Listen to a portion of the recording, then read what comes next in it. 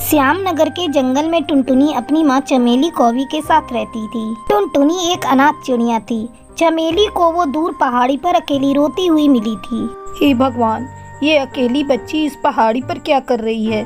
आसपास कोई दिखाई भी नहीं दे रहा है। मैं इसे यहाँ मरने के लिए नहीं छोड़ सकती।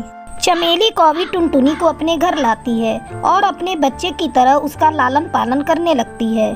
टुनटुनी जब थोड़ी बड़ी होती है तो चमेली कौवी उसका दाखिला एक बड़े स्कूल में करवाने जाती है। सर, मेरी बच्ची अनाथ है। माँ बनकर मैंने इसे पाला पोसा है। मैं चाहती हूँ ये आपके स्कूल में पढ़े लिखे। ठीक है, अगर तुम चाहती हो तो मैं तुम्हारी बच्ची का दाखिला अनाथ बच्चों की कोटे से कर देता हूँ। अगले दिन से टुनटुनी स्कूल जाने लगती है। उस स्कूल में प्रिंसिपल की बेटी भी पढ़ती थी।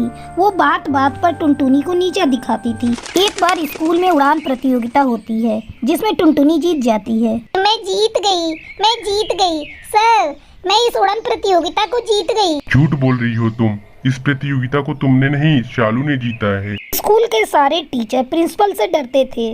सारे टीचर प्रिंसिपल के हाँ में हाँ मिलाने लगते हैं। इस तरह ट्रॉफी शालू को मिल जाती है। देखा, मुझे कोई नहीं हरा सकता। बड़ी आई थी मुझसे मुकाबला करने। मैं इस स्कूल के प्रिंसिपल की बेटी हूँ। तुझ अनाथ में इतनी औकात कहाँ जो तू मेरी बराबरी कर सके। टुनटुनी शालू की खरी खोटी सुनकर भी उसे कुछ नहीं कहती। इस तरह कई दिन गुजर जाते हैं।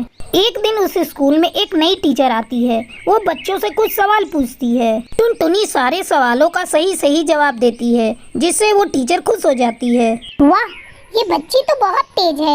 ये लो मेरी तरफ से इनाम। खूब तरक्की करो। और बच्चों, तुम लोग इस बच्ची से कुछ सीखो। टुनटुनी की तारीफ सुनकर शालू जल भुन जाती है। इस टुनटुनी की वजह से आज मेरी बेइज्जती हुई है। मैं इसे सबक सिखा कर रहूंगी। 2 दिन बाद स्कूल में एनुअल एग्जाम हो रहा था। टुनटुनी चुपचाप अपने पेपर लिख रही थी। मौका देखकर शालू टुनटुनी के आंसर शीट में एक छोटा सा कागज का टुकड़ा छुपा देती है। मैडम, ये देखिए, टुनटुनी चीटिंग कर रही है। टीचर टुनटुनी के आंसर शीट को उलट पलट कर देखती है। अचानक एक छोटा सा चीट नीचे गिर जाता है। टुनटुनी, ये क्या है? ये तुम क्या कर रही हो? तुम चीटिंग कर रही हो? मुझे तुमसे ये उम्मीद नहीं थी। तुम तो इस स्कूल की होनहार स्टूडेंट हो। मैडम, मैं कोई चीटिंग नहीं कर रही थी। ये चीट मेरा नहीं है। चुप, बिल्कुल चुप। एक तो चीटिंग कर रही थी, ऊपर से मुझसे जुबान लड़ा रही हो।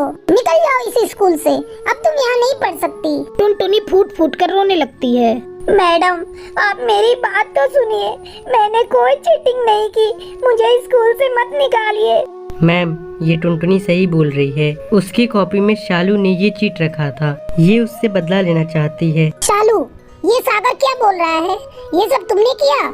शर्म आनी चाहिए तुम्हें। अपने ही क्लासमेट के साथ तुम ऐसा बर्ताव करती हो? तुम स्कूल की प्रिंसिपल की बेटी हो तो कुछ भी करोगी। चलो माफी मांगो टुनटुनी से, नहीं तो मैं अभी तुम्हारे पापा को यहाँ बुलाऊंगी। नहीं मैडम, मेरे पापा को यहाँ मत बुलाइए, नहीं तो वो मुझे बोर्डिंग स्कूल में भेज देंगे। टुनटुनी, मुझे माफ कर दो। आगे से मैं तुम्हारे साथ ऐसा कुछ भी नहीं करूँगी। टुनटुनी शालू के बातों का कोई जवाब नहीं देती। टुनटुनी, तू मुझे माफ नहीं करेगी? तू अभी भी मुझसे नाराज है? देख, मैं तुझसे माफी मांग रही हूँ। अब तो मुझे माफ कर दे। टुनटुनी, मैंने भी तुम्हें बिना सोचे समझे बहुत कुछ बोल दिया, तो मुझे भी माफ कर दो। टुनटुनी सभी को माफ कर देती है। अगले दिन शालू ट्रॉफी लाकर टुनटुनी को देते हुए कहती है, टुनटुनी, इस ट्रॉफी पर सिर्फ तुम्हारा हक है। मैंने उड़ान प्रतियोगिता को नहीं जीता था। टुनटुनी खुशी खुशी उस ट्रॉफी को ले लेती है और फिर शालू के गले मिल जाती है।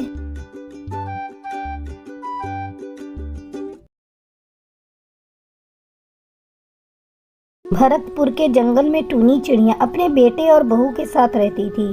टूनी अपनी बहू टुनटुनी को बहुत प्यार करती थी। शादी के कई साल गुजर चुके थे लेकिन टुनटुनी अभी तक मां नहीं बन पाई थी, जिस वजह से दोनों सास बहू दुखी रहती थी। एक दिन टूनी चिड़िया अपनी बहू से कहती है, बहू, तेरी शादी को कई साल गुजर गए लेकिन अभी तक तुझे कोई बच्चा नहीं हुआ। चल, आज मैं तेरा किसी लेडी डॉक्टर से चेकअप करा देती हूँ। शायद कोई छोटी मोटी दिक्कत होगी, वो दूर हो जाएगी। टूनी चिड़िया अपनी बहू को लेकर डॉक्टर कल्पना के पास जाती है और उसका चेकअप कराती है। बड़े दुख के साथ कहना पड़ रहा है कि आपकी बहू कभी मां नहीं बन पाएंगी। जब ये बात टुनटुनी सुनती है तो वो फूट फूट कर रोने लगती है।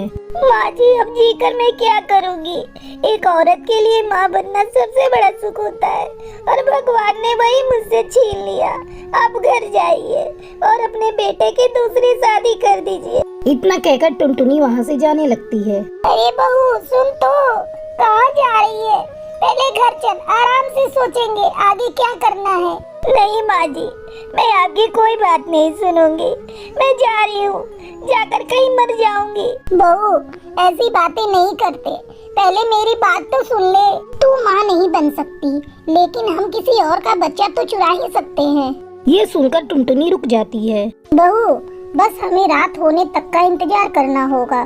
तुमने देखा था ना उस डॉक्टर के यहाँ कितने पक्षी बच्चों ने जन्म लिया था।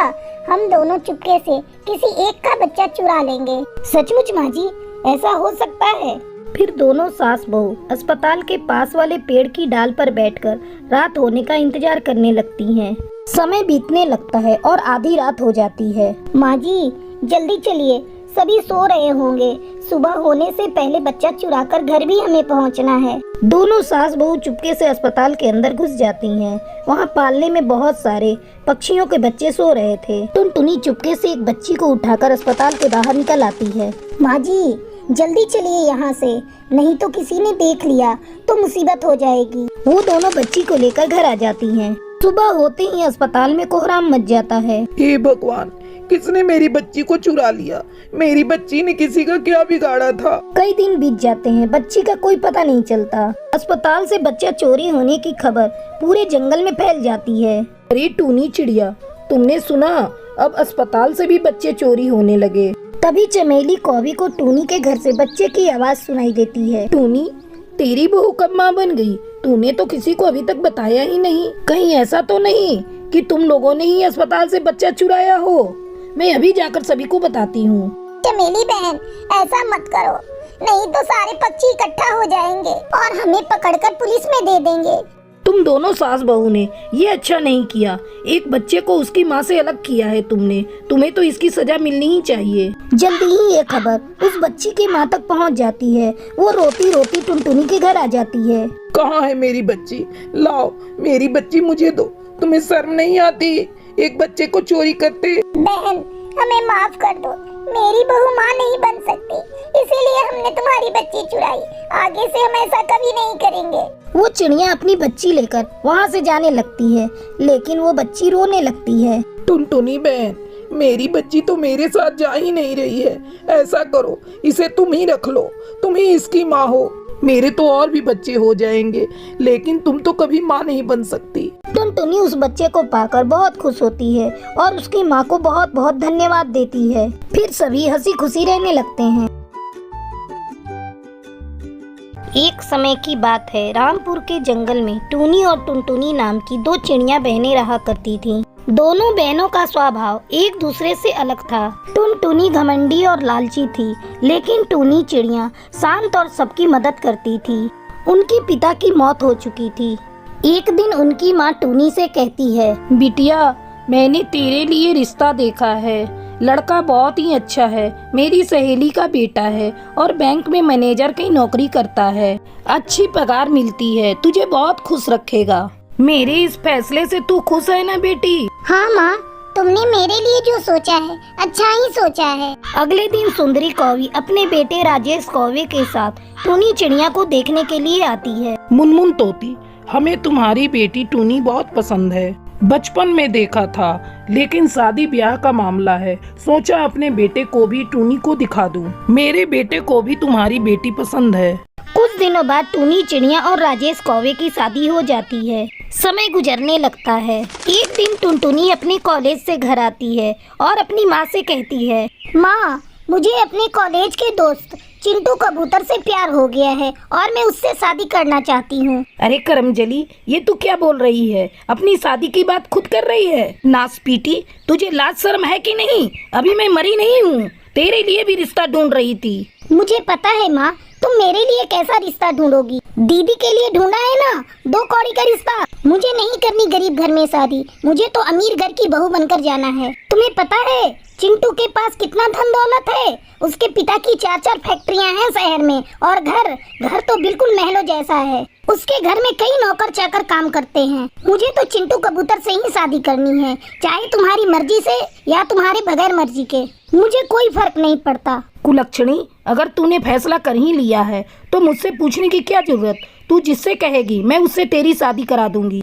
और इस तरह टुनटुनी की शादी चिंटू कबूतर से हो जाती है। शादी के कुछ दिनों बाद टुनटुनी चिड़िया अपनी बड़ी बहन टूनी चिड़िया से मिलने के लिए उसके घर जाती है। उस समय टूनी अपने घर की सफाई कर रही थी।